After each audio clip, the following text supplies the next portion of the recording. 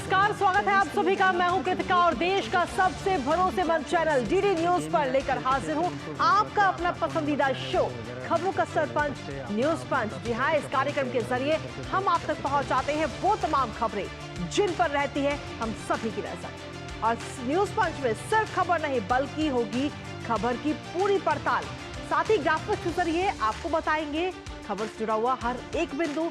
साथ ही ground zero पर मौजूद अपनी टीम से जानेंगे एक एक अपडेट। और आज जिन प्रमुख खबरों पर होगी हमारी नजर, उसमें है सबसे पहली प्रमुख खबर, संसद में संविधान पर चर्चा आज होनी है, जिसमें पक्ष और विपक्ष की तरफ से पूरी तैयारी कर ली गई है। क्या है ये तैयारी, विस्तार से आपको बताएंगे। लेकिन इसके साथ ही जो दूसरी प्रमुख खबर रहेगी, दूसरी प्रमुख खबर की अगर हम बात करें तो वो है कुंभ से जुड़ी। जी हां, प्रधानमंत्री नरेंद्र मोदी आज महाकुंभ की क्या तैयारियां हैं उनका जायजा लेने के लिए वहां पहुंचेंगे। और इस बार की टैगलाइन भी रखी गई है, दिव्य भव्य डिजिटल महाकुंभ। साथ ही जो पंच में तीसरी प्रमुख खबर होगी वो है जेएनयू में फिर बवाल हुआ है, लेकिन इस बार ये बवाल आखिर क्यों हुआ है और क्या है, पूरी जानकारी आप तक विस्तार से पहुंचाएंगे। और इसी के साथ चलिए तीन प्रमुख खबरों के साथ कर लेते हैं आज न्यूज पंच की शुरुआत। और चलिए न्यूज पंच की शुरुआत में सबसे पहले बात करते हैं संसद की। जी हां, जहां शीतकालीन सत्र जारी है जो कि अभी तक काफी हंगामेदार रहा। और अब संसद के लिए आपको बता दें कि अगले 2 दिन भी काफी अहम होने जा रहे हैं, क्योंकि आज से संसद में शुरू हो रही है संविधान पर चर्चा। देश में संविधान के 75 साल पूरे होने पर चर्चा की शुरुआत होगी, जिसको लेकर पक्ष और विपक्ष दोनों ने ही अपना अपना प्लान तैयार कर लिया है। इस चर्चा के लिए कुल 12 घंटे का समय रखा गया है। आज 12 बजे तक प्रश्नकाल चलेगा और फिर सत्ता पक्ष की ओर से रक्षा मंत्री राजनाथ सिंह इस बहस की शुरुआत करेंगे। जबकि कांग्रेस की हम बात करें तो कांग्रेस की ओर से नेता प्रतिपक्ष राहुल गांधी इस चर्चा में शामिल होंगे। और साथ ही वहीं कल की अगर हम बात करें तो कल यानी शनिवार को प्रधानमंत्री नरेंद्र मोदी चर्चा पर सदन को जवाब देंगे। अब इसको लेकर पक्ष और विपक्ष दोनों तैयार है अपने अपने तमाम मुद्दों के साथ। लेकिन सबसे पहले ग्राफिक्स के जरिए आपको बताते हैं कि आखिर पक्ष और विपक्ष की क्या कुछ तैयारी है, क्या कुछ मुद्दे हैं, क्या कुछ रणनीति है। ग्राफिक्स के जरिए सबसे पहले आप तक पहुंचाते हैं। तो चर्चा के लिए पक्ष और विपक्ष तैयार है, लेकिन साथ ही अगर हम देखें तो सरकार के संविधान को मजबूती देने वाले कदम भी आपको दिखा रहे हैं। किन किन जो एनडीए सरकार है उसने कौन कौन से अहम कदम उठाए और जिनके जरिए आज कहीं ना कहीं हमारा संविधान जो है मजबूत होता नजर आया है। अनुच्छेद 370 और 35A को हटाया गया, साथ ही 3 नए आपराधिक कानूनों को लाया गया। 150 वर्ष पुरानी जो आपराधिक न्याय प्रणाली है उसमें बदलाव किया गया। ऑनलाइन पाठ्यक्रम किया गया है। भारतीय संविधान पर ऑनलाइन पाठ्यक्रम का शुभारंभ एनडीए सरकार की तरफ से किया गया। इसके साथ ही जागरूक करने के मकसद से हमारा संविधान हमारा सम्मान ये अभियान चलाया गया। 19 सितंबर 2023 को गणेश चतुर्थी के पावन अवसर पर नई संसद की शुरुआत हुई। 19 सितंबर 2023 को पुराने संसद भवन को संविधान सदन के नाम से इसको जाना जाएगा। अगस्त 2021 में आजादी का अमृत महोत्सव की भी बात आई और साथ ही 26 नवंबर 2015 को हर साल संविधान दिवस मनाने की ये शुरुआत हुई है। तो एनडीए सरकार ने ऐसे कौन कौन से अहम कदम उठाए हैं जिनके जरिए कहीं ना कहीं हम ये कह सकते हैं कि हमारा संविधान मजबूत हुआ है, वो ग्राफिक्स के जरिए हमने आपको बताया। इसके साथ ही संविधान पर चर्चा आज से होनी है और पक्ष विपक्ष कितना तैयार है वो आपको बता रहे हैं। सत्ता पक्ष की ओर से रक्षा मंत्री राजनाथ सिंह आज इस बहस की शुरुआत करेंगे। और साथ ही बीजेपी की तरफ से आपको बता दें कि रक्षा मंत्री के साथ ही 15 वक्ताओं को चर्चा में उतारने की तैयारी है। सरकार की आपातकाल पर विपक्ष को घेरने की तैयारी है। जो सत्ता पक्ष है वो आपातकाल पर कहीं ना कहीं विपक्ष को घेरता हुआ नजर आएगा। साथ ही विपक्ष द्वारा फेक नैरेटिव पर निशाना साधते हुए भी नजर आएंगे। जो विपक्ष लगातार फेक नैरेटिव गढ़ रहा है सत्ता के लिए, कई संवैधानिक संशोधनों सहित अन्य कई मुद्दों को जो सत्ता पक्ष है वो आज उठाता हुआ नजर आएगा। विपक्ष ने भी सरकार को घेरने के लिए अपनी पूरी रणनीति बना ली है, पूरी तैयारी कर ली है। कांग्रेस की ओर से आपको बता दें कि राहुल गांधी और प्रियंका गांधी इस बहस में पूरी तरह से शामिल होते हुए नजर आएंगे। साथ ही विपक्ष ने कहीं ना कहीं ये आरोप लगाया था कि संविधान को बदल देगी भारतीय जनता पार्टी अगर वो सत्ता में आती है, तो ये आरोप लगाया गया था। बहस के जरिए विपक्ष कई मुद्दों को कहीं ना कहीं सबके सामने रखेगा, देश के सामने कई सारे मुद्दों को रखा जाएगा। इसके साथ ही कल का दिन काफी अहम होगा, क्योंकि कल प्रधानमंत्री नरेंद्र मोदी सदन में संविधान पर हुई इस चर्चा पर अपना जवाब देंगे। तो एक एक अपडेट आप तक पहुंचा रहे हैं। इसके साथ ही कई सारे ऐसे घटनाक्रम भी सामने आए जब कांग्रेस ने संविधान का अपमान किया। ऐसे कौन कौन से वो मुद्दे? पहले संशोधन द्वारा अभिव्यक्ति की आजादी सीमित की गई थी और 25 जून 1975 को देश में आपातकाल लगाया गया था, जो कि कहीं ना कहीं सत्ता पक्ष अपनी रणनीति में भी इसको शामिल किया है और आपातकाल को लेकर कहीं ना कहीं घेरती हुई नजर आएगी सत्ता पक्ष। देश की राष्ट्रपति को राष्ट्रपत्नी कहा गया। किस तरीके से संविधान को लेकर के कई सारे जो ये कहा जा सकता है कि अपमान किया गया, वो हम आपको बता रहे हैं कि संविधान का अपमान कब कब हुआ है। प्रधानमंत्री पद को लेकर के कई सारे बयान दिए गए। सर्वोच्च संवैधानिक पद पर बैठे लोगों के लिए अभद्र भाषा का इस्तेमाल कांग्रेस कई बार करती हुई नजर आई है। 1, 2 या 3 बार नहीं, कई बार ऐसे मौके आए हैं। शाहबानो मामले में उच्चतम न्यायालय के फैसले को भी संसद में पलटा गया, जो कहीं ना कहीं एक काला दिवस भी हम कह सकते हैं। जम्मू कश्मीर के लिए अनुच्छेद 370 और 35A का समर्थन कहीं ना कहीं कांग्रेस करती हुई नजर आई है। तो संविधान का अपमान कांग्रेस ने कैसे कैसे किया है वो आपको बता रहे हैं। नागपुर की एक जनसभा में संविधान की खाली प्रतियां जो हैं वो बांटी गई, में नहीं देखती कांग्रेस। ऐसे में सवाल कई सारे उठते हैं कि अब जो संविधान पर चर्चा होगी वो कैसी रहेगी। तमाम मौकों पर भारतीय संसद की गरिमा को भंग किया गया कांग्रेस के नेताओं की तरफ से, कांग्रेस की तरफ से। इसके साथ ही संवैधानिक पद पर रहते हुए संवैधानिक मूल्यों पर सीधा हमला किया गया है। जब राहुल गांधी विदेश दौरे पर जाते हैं तो वहां से किस तरीके के बयान होते हैं वो हम आप तक पहुंचाते हैं। भारतीय लोकतंत्र का तमाम अवसरों पर अपमान किया गया। देश की न्यायिक व्यवस्था पर भी सवालिया निशान कांग्रेस की तरफ से खड़े किए गए और साथ ही पहले संशोधन द्वारा अभिव्यक्ति की आजादी सीमित की।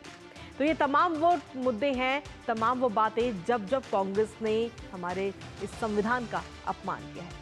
और आज इस पर हो रही है चर्चा शुरू। हमारे साथ हमारे संवाददाता शैलेंद्र मिश्र इस वक्त जुड़ रहे हैं, सीधा उन्हीं का रुख करेंगे। शैलेंद्र, आज लगभग हो जाएगी चर्चा शुरू संविधान पर, और अगर हम देखें तो जो सत्ता पक्ष की तरफ से करीब 15 वक्ता संविधान पर चर्चा में शामिल होते हुए नजर आएंगे। कैसी तैयारी सत्ता पक्ष की?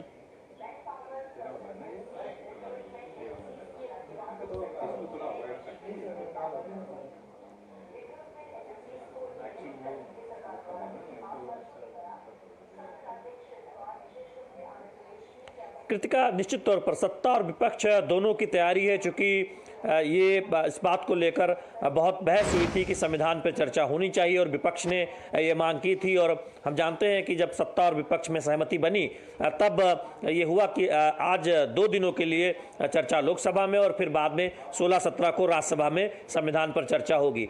जो संविधान के सुनहरे 75 वर्ष रहे, देखिए उसका भी जिक्र जब चर्चा के दौरान तमाम वक्ता करेंगे। बहुत बड़ा मौका है सत्ता पक्ष के लिए, बीजेपी के लिए और विपक्ष के लिए, कांग्रेस पार्टी और उनके सहयोगियों के लिए, कि वो इस पर अपनी बात रख पाए। देखिए, हमने देखा कि 2024 के लोकसभा चुनाव के आसपास से संविधान को लेकर बड़ी चर्चा हुई है। विपक्ष, कांग्रेस पार्टी खासतौर पर बीजेपी पर यह आरोप लगाती रही है, जिसका कुछ हमने नुकसान भी देखा। जो नैरेटिव खड़ा किया गया, जिसे बीजेपी फेक नैरेटिव कहती है, उत्तर प्रदेश और महाराष्ट्र जैसे राज्यों में दिखाई दिया लोकसभा चुनाव में। हालांकि उसके बाद अगर आप झारखंड को छोड़ दें तो हरियाणा या महाराष्ट्र के चुनाव में शानदार जीत बीजेपी और एनडीए को हासिल हुई है। अब आज जब संविधान जिस विषय पर चर्चा हो रही है, तब बीजेपी के पास एक बड़ा मौका है कि बाबा साहब अम्बेडकर के खिलाफ प्रत्याशी किसने उतारा था, बाबा साहब अम्बेडकर को भारत रत्न किसने नहीं दिया था अपने कार्यकाल के दौरान, संसद में प्रतिमा तक नहीं लगाई थी, ये सब बातें आएंगी। आपातकाल जिसका जिक्र आपने भी किया कि किसने लगाया था, इंदिरा गांधी के समय आपातकाल लगा था। और बीजेपी ये भी बताएगी, जो सूत्र में बता रहे हैं, कि अकेले इंदिरा गांधी के कार्यकाल के समय इतनी बार चुनी हुई सरकारों को, लोकतांत्रिक तौर पर चुनी हुई सरकारों को, राज्य सरकारों को बर्खास्त किया गया, जितना बाकी सारे प्रधानमंत्रियों ने मिलाकर नहीं किया होगा। और ज्यादातर जो बर्खास्तगी हुई वो कांग्रेस शासित, जो कांग्रेस की अगुवाई वाली सरकार थी, केंद्र सरकार, उसके जो प्रधानमंत्री थे उन्होंने की। तो ये सब बातें आएंगी। बीजेपी के तमाम वक्ता, सदन के उपनेता और रक्षा मंत्री राजनाथ सिंह तो चर्चा की शुरुआत करेंगे ही, और पूरी चर्चा का 2 दिनों की चर्चा का जवाब प्रधानमंत्री नरेंद्र मोदी देंगे। तो निश्चित तौर पर सभी की निगाहें रहेंगी। चलिए, फिलहाल बहुत बहुत शुक्रिया शैलेंद्र, तमाम जानकारी हमारे साथ साझा करने के लिए। तो आज से हो रही है इस चर्चा की शुरुआत और 12 बजे का वो समय होगा जब सत्र के साथ शुरुआत कहीं ना कहीं होगी। 11 बजे सत्र शुरू होगा और सत्र के साथ ही 1 घंटे का प्रश्नकाल रहेगा और उसके बाद में ये चर्चा शुरू हो जाएगी। इसके साथ ही आपको बता दें कि कांग्रेस सांसद मणिकाम टैगोर ने लोकसभा में 12 दिसंबर यानी कि बीते कल को बीजेपी सांसद निशिकांत दुबे के जॉर्ज सोरोस को लेकर कांग्रेस के शीर्ष नेतृत्व को निशाना बनाए जाने संबंधी बयान को हटाने की मांग कर दी है। इसे लेकर मणिकाम टैगोर ने लिखित में लोकसभा अध्यक्ष ओम बिरला से निवेदन भी किया है। दरअसल निशिकांत दुबे ने कांग्रेस पर सीधा निशाना साधा था। कई सवाल उन्होंने खड़े किए। एफडीएल एलपी के साथ राजीव गांधी फाउंडेशन का आखिर क्या संबंध है, जिसमें ये प्रमुख सवाल था। साथ ही एफडीएल एलपी जो है कश्मीर को अलग देश मानता है, वो भारत का हिस्सा ही नहीं मानता, और इसीलिए कहीं ना कहीं कई सारे सवाल जो हैं वो अब खड़े हो रहे हैं कांग्रेस पर। इसके साथ ही हम देखें तो राहुल गांधी के अमेरिका दौरे का खर्च जो है सैम पित्रोदा उठाते हैं। इसको लेकर भी कई सारे सवाल कहीं ना कहीं निशिकांत दुबे की तरफ से उठाए गए। सैम पित्रोदा का संबंध जो है खालिस्तानियों से सीधे तौर पर है, और वही जब भी राहुल गांधी विदेश दौरा करते हैं तो वही सारा खर्चा राहुल गांधी का उठाते हैं। 2010 से लेकर 2014 तक जॉर्ज सोरोस शेयर मार्केट में पैसे को लेकर, और साथ ही सोरोस और गांधी परिवार का क्या संबंध है, ये सवाल कहीं ना कहीं अब इस वक्त लगातार उठाया जा रहा है। सोरोस के मनोज भार्गव, हंस फाउंडेशन, रॉकफेलर और ऐसे कई सारे जिनकी एक साथ मिली भगत कहीं ना कहीं हमें देखने को मिल रही है। तो संसद में हमने देखा कि लगातार जब से शीतकालीन सत्र शुरू हुआ है लगातार हंगामा हो रहा है, लेकिन अब इसके साथ ही अगर हम देखें तो आज से हो रही है संविधान चर्चा पर, संविधान को लेकर के चर्चा आज से शुरू हो रही है। हालांकि देखना होगा कि इसको लेकर पक्ष और विपक्ष क्या कुछ अहम मुद्दे उठाते हुए नजर आएंगे। तो ये है आज की प्रमुख खबर जिस पर दिन भर रहेगी हमारी नजर। और इसी के साथ चलिए अब अगली खबर का रुख कर लेते हैं। जी हां, महाकुंभ से जुड़ी इस वक्त की अगली खबर है। प्रधानमंत्री नरेंद्र मोदी आज वहां का दौरा करते हुए नजर आएंगे। दरअसल आपको बता दें कि उत्तर प्रदेश के प्रयागराज, जिसे हम संगम नगरी भी कहते हैं, और जो कि आप इस वक्त ग्राफिक्स के जरिए आप देख भी रहे हैं, ये संगम नगरी जी हाँ हो चुके हैं तैयार महाकुंभ 2025 के लिए। और आज प्रधानमंत्री नरेंद्र मोदी वहां जाएंगे, तैयारियों का जायजा लेंगे, साथ ही करोड़ों की सौगात भी देंगे। आज प्रधानमंत्री नरेंद्र मोदी संगम पर जब पहुंचेंगे तब अमृतकाल लग चुका होगा, और अमृतकाल के सिद्धि योग में प्रधानमंत्री मानवता के अमूर्त धरोहर के तौर पर विश्व के सबसे बड़े सांस्कृतिक समागम के रूप में महाकुंभ की सफलता के लिए कुंभ कलश का भी पूजन आज करेंगे। महाकुंभ 2025 आध्यात्मिक सांस्कृतिक धरोहर का महापर्व है, जिसके लिए संगम नगरी सज संवर कर तैयार है। कैसी है महाकुंभ की तैयारी, ताजा तस्वीर जो है हम अपने संवाददाता के जरिए आप तक जरूर पहुंचाएंगे, पर उससे पहले ग्राफिक्स के जरिए नजर डालते हैं प्रधानमंत्री नरेंद्र मोदी के आज के पूरे कार्यक्रम पर। जी हां, महाकुंभ के लिए जो तैयारियां की जा रही है वहां पर उनका जायजा लेते हुए प्रधानमंत्री नजर आएंगे। आज वहां पर वो पहुंचेंगे। इसके साथ ही जो वैश्विक पर्यटक हैं उनको महाकुंभ में आने का निमंत्रण भी प्रधानमंत्री नरेंद्र मोदी देंगे। इसके साथ ही संगम और अक्षय वट वृक्ष स्थल पर पूजा अर्चना प्रधानमंत्री करते हुए नजर आएंगे। महाकुंभ के सफल आयोजन को लेकर के कि महाकुंभ का जो ये आयोजन किया जा रहा है वो सफल हो। हनुमान मंदिर और सरस्वती कूप में भी दर्शन करने के लिए प्रधानमंत्री आज जाएंगे। तो ये पूरा प्रधानमंत्री का कार्यक्रम है। साथ ही आपको बता दें कि महाकुंभ प्रदर्शनी स्थल का भी प्रधानमंत्री आज दौरा करते हुए नजर आएंगे। इसके साथ ही करोड़ों की सौगात प्रधानमंत्री देने जा रहे हैं। आज करीब 5,500 करोड़ रुपए की विकास परियोजनाओं का शुभारंभ प्रधानमंत्री करेंगे, जिसके अंतर्गत हम देखें तो 10 नए फ्लाईओवर, पक्के घाट, गंगा नदी पर बना हुआ नया रेलवे पुल परियोजनाएं की तमाम उसमें शामिल है। इसके साथ ही स्वच्छ और निर्मल गंगा को लेकर भी योजनाओं की शुरुआत प्रधानमंत्री नरेंद्र मोदी आज करते हुए नजर आएंगे। इसके अलावा अगर हम देखें तो मंदिर के जो प्रमुख गलियारे हैं उनका भी आज प्रधानमंत्री अपने कार्यक्रमों के जरिए उद्घाटन करेंगे। साथ ही भारद्वाज आश्रम गलियारा और श्रृंगेरपुर धाम गलियारा भी जिसमें शामिल है, जिसका उद्घाटन आज किया जाएगा। तो कुंभ को लेकर तैयारियां जोरदार की जा रही हैं। साथ ही कुंभ सहायक चैट बॉट का भी कहीं ना कहीं शुभारंभ आज किया जाएगा। आध्यात्मिक पर्यटन को इसके जरिए सीधे तौर पर हम देखें तो बढ़ावा मिलता हुआ नजर आएगा। और इसके साथ ही महाकुंभ का आखिर पौराणिक महत्व क्या है, हम क्यों लगातार कहते हैं कि महाकुंभ में जरूर जाना चाहिए और एक महाकुंभ में डुबकी जरूर हर किसी को लगानी चाहिए, उसका पौराणिक महत्व आपको बताते हैं। दरअसल पवित्र घड़े का त्योहार नाम से महाकुंभ का जिक्र पुराणों में किया गया है। इसके साथ ही दुनिया का सबसे बड़ा सार्वजनिक समागम है महाकुंभ, जहां देश भर ही न बल्कि विदेशों से भी साधु संत जो हैं वो वहां पर पहुंचते हैं। साधु संत और कल्पवासी तीर्थयात्री इसमें शामिल होते हैं, आमजन इसमें शामिल होते हैं। ये महाकुंभ जो है वो 12 वर्षों के दौरान 4 बार कुंभ का आयोजन किया जाता है। और देश की अगर हम बात करें तो हमारे देश में, भारत में 4 पवित्र नदियों के तट पर स्थित है कुंभ क्षेत्र, जहां ये महाकुंभ लगता है, ये पूरा मेला लगता है। और इस बार प्रयागराज में गंगा, यमुना और पौराणिक सरस्वती के संगम पर दिव्य कुंभ का आयोजन किया जा रहा है। 12 साल के बाद ये वक्त आता है। हरिद्वार के गंगा के तट पर और उज्जैन में शिप्रा नदी के तट पर भी कुंभ का आयोजन किया जाता है। इसके साथ ही नासिक में जो गोदावरी का तट है वहां पर भी कुंभ होता है। तो कुंभ में हर किसी को जाने के लिए कहा जाता है। श्रद्धालु इंतजार करते हैं कुंभ लगने का, और कुंभ मेला जब शुरुआत होती है तो हर कोई वहां जाना चाहता है।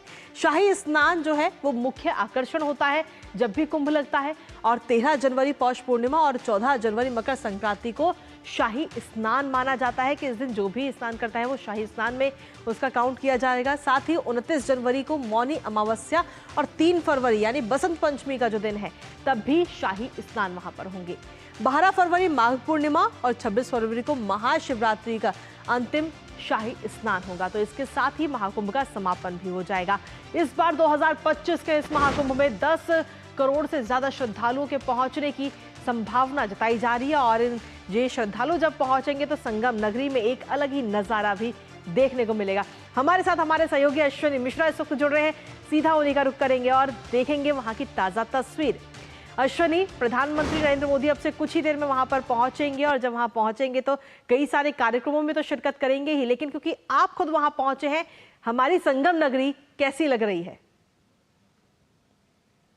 निश्चित तौर से आज प्रयाग के लिए विशिष्ट दिन है। प्रयाग खुद में अपने में तीर्थराज कहा जाता है। प्रयाग विशिष्ट सर्वोत्तम तीर्थ माना जाता है और 12 वर्षों बाद आयोजित होने वाला महाकुंभ का जो आयोजन है वो 13 जनवरी से शुरू होना है। ठीक एक माह पूर्व 13 दिसंबर को आज प्रधानमंत्री नरेंद्र मोदी पहुंच रहे हैं त्रिवेणी के तट पर। ये त्रिवेणी का तट है जहां पर विशेष संगम के क्षेत्र में प्रधानमंत्री नरेंद्र मोदी पूजा अर्चना करेंगे, संतों से आशीर्वचन लेंगे, उनसे बातचीत करेंगे, मुलाकात करेंगे। और सबसे बड़ी बात यह है कि औपचारिक रूप से जो शब्द कहा जा सकता है कुंभाभिषेक, कुंभ का अभिषेक करने का कार्यक्रम होगा, क्योंकि प्रधानमंत्री नरेंद्र मोदी जो विकास की गंगा भी यहां पर जो बह रही है त्रिवेणी के किनारे किनारे, जो ज्ञान की गंगा बहती रही है, जो आध्यात्म की गंगा बहती रही, जो वैराग्य की गंगा बहती रही है, जो पुरुषार्थ की गंगा बहती रही है, उसमें अगर देखें तो वर्तमान सरकार द्वारा केंद्र सरकार और राज्य सरकार के प्रयासों से जो विकास की गंगा बही है, उस विकास की गंगा के अनेक प्रकल्पों का, अनेक परियोजनाओं का भी लोकार्पण करेंगे, शिलान्यास करेंगे। तकरीबन 5,500 करोड़ रुपए से अधिक की परियोजनाओं का लोकार्पण होगा और उसके अलावा 2,000 करोड़ रुपए से अधिक की अन्य परियोजनाओं का भी, तकरीबन 7,000 करोड़ रुपए की परियोजनाओं का लोकार्पण प्रयाग की धरती को की जाएगी, प्रयाग की महिमा को किया जाएगा। और आप देख सकते हैं पूरा का पूरा नजारा किस तरीके से प्रधानमंत्री नरेंद्र मोदी के स्वागत के लिए और साथ ही साथ महाकुंभ के आयोजन के लिए इसको दिव्य स्वरूप प्रदान किया गया है। दिव्य कुंभ, भव्य कुंभ पिछले वर्ष के अर्धकुंभ की का ध्येय वाक्य था। इस बार का दिव्य कुंभ, भव्य कुंभ और डिजिटल कुंभ, महाकुंभ ये ध्येय वाक्य है वर्तमान महाकुंभ का। तो दिव्य कुंभ, भव्य कुंभ के साथ साथ जो डिजिटल एक नया आयाम जोड़ा गया है वो ये बताता है कि किस तरीके से सनातन संस्कृति के साथ साथ हमारी वैज्ञानिक सोच, आध्यात्मिकता के साथ साथ वैज्ञानिकता का समागम और साथ ही साथ इस संगम के तट पर दुनिया का सबसे बड़ा मानव का समागम होगा, जो कि तकरीबन 13 जनवरी से शुरू होगा और लंबे समय तक चलता रहेगा वसंत पंचमी के स्नान के साथ। तो निश्चित तौर से अगर देखें तो सारी तैयारियां मुकम्मल है। पूरे शहर को नए तरीके से सजाया गया है, नया जनपद भी घोषित किया जा चुका है इस पूरे कुंभ क्षेत्र को। और साथ ही साथ अगर देखें तो जो 13 जनवरी से लेकर बसंत पंचमी तक के जो समस्त आयोजन होंगे उसमें पूरी दुनिया देखेगी कि किस तरीके से आध्यात्मिकता को संजोकर, विरासत को संजोकर, विरासत के साथ साथ विकास की गंगा यहाँ बह रही है, आध्यात्मिकता के साथ साथ कैसे वैज्ञानिकता का मिलन हो रहा है। तो आज उसी का कुंभाभिषेक कार्यक्रम होगा, विकास परियोजनाओं का लोकार्पण होगा और जनता को संबोधित भी करेंगे प्रधानमंत्री नरेंद्र मोदी। बिल्कुल, इसके लिए इंतजार करना होगा कि प्रधानमंत्री का जब ये संबोधन होगा तो प्रधानमंत्री किन किन बातों का जिक्र अपने संबोधन में करेंगे। चलिए, फिलहाल शुक्रिया अश्विनी, तमाम जानकारी और अपडेट्स हमारे साथ साझा करने के लिए। तो महाकुंभ इस वक्त अगर हम देखें तो संगम नगरी लगभग तैयार है सज संवर के, और प्रधानमंत्री आज वहां पर पहुंचेंगे और किस तरीके क्या कुछ अपने संबोधन में जिक्र करेंगे प्रधानमंत्री का, इस पर रहेगी हमारी नजर। लेकिन इसी बीच न्यूज पंच में वक्त एक छोटे से ब्रेक का ही कहीं मच जाएगा, क्योंकि ब्रेक के उस पर खबरों का सिलसिला लगातार जारी है। अब आया असली स्वाद, अब आया स्वाद। जब स्वाद के पड़े हो लाले तो MDH का चंकी चाट मसाला डालें। MDH का चंकी चाट मसाला। MDH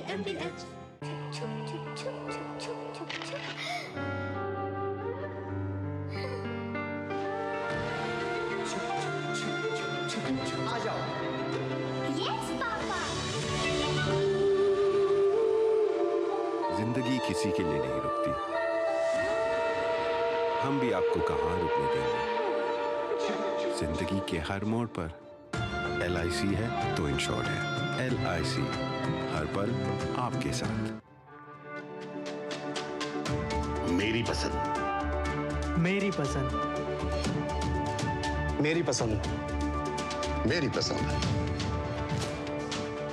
हमारी पसंद, हम सबकी पसंद।